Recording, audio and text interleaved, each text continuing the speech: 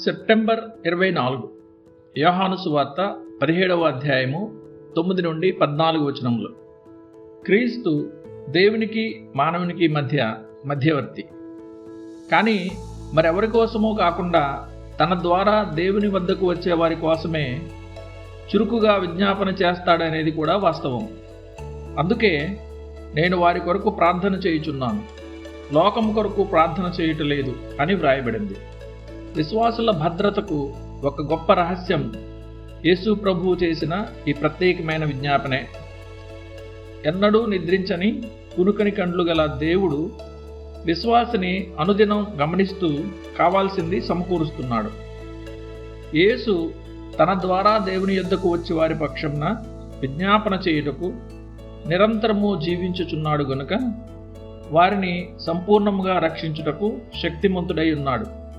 హెబ్రీలకు రాసిన పత్రిక 7:25. ఆయన వారి కోసం ప్రార్థించడం ఎన్నడూ మానడు గనుక వారు ఎన్నడూ నశించరు. ఆయన ప్రార్థన గెలుస్తుంది. వారు తమ సొంత బలం మంచితనంతో కాకుండా యేసు వారి కోసం విజ్ఞాపన చేస్తున్నాడు గనుక వారు అంతము వరకు నిలదొక్కుంటారు. ఇస్కరియోతు యూదా పడిపోయినప్పుడు మళ్ళీ ఎన్నడూ లేవలేదు. పేతురు పడిపోయినప్పుడు మారుమనసు పొంది తిరిగి పునరుద్ధరించబడ్డాడు. ఈ వ్యత్యాసానికి కారణం పేతురుతో క్రీస్తు పలికిన మాటల్లో ఉంది. నీ నమ్మిక తప్పిపోకుండానట్లు నేను నీ కొరకు వేడుకుంటుని. లూకా 22:32.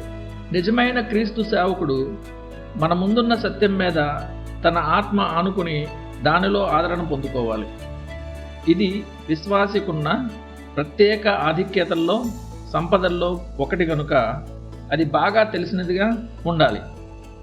దీన్ని అబద్ధ బోధకులు, వేషధారులు ఎంత దుర్వినియోగపరిచినా తమలో ఆత్మకార్యాన్ని నిజంగా అనుభవించేవారు గట్టిగా చేపట్టి ఎన్నడూ వదిలేయని విషయం.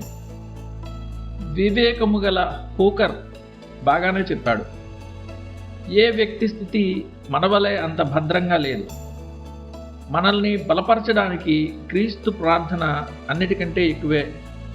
కాబట్టి మనం బలహీనంగా ఉన్నప్పటికీ, శత్రువు బలంగా మరియు శక్తివంతంగా ఉన్నప్పటికీ శత్రువు శక్తిని అంతటినీ పడద్రోస్తుంది.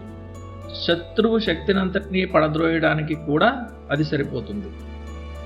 ధ్యానం కోసం అంతటా వారు ఆ రాయి తీసివేసిరి. యేసు కన్నులు పైకెత్తి, తండ్రి, నీవు నా మనవి వినినందున నీకు కృతజ్ఞతాస్తుతులు చెల్లించుచున్నాను. నీవు ఎల్లప్పుడూ నా మనవి వినుచున్నావని నేను ఎరుగుదును. కానీ నీవు నన్ను పంపితువని చుట్టూ నిలిచి ఉన్న ఈ జనసమూహము నమ్మునట్లు వారి నిమిత్తమై ఈ మాటలు చెప్పితినా నేను. యోహాను సువార్త 11:41-42.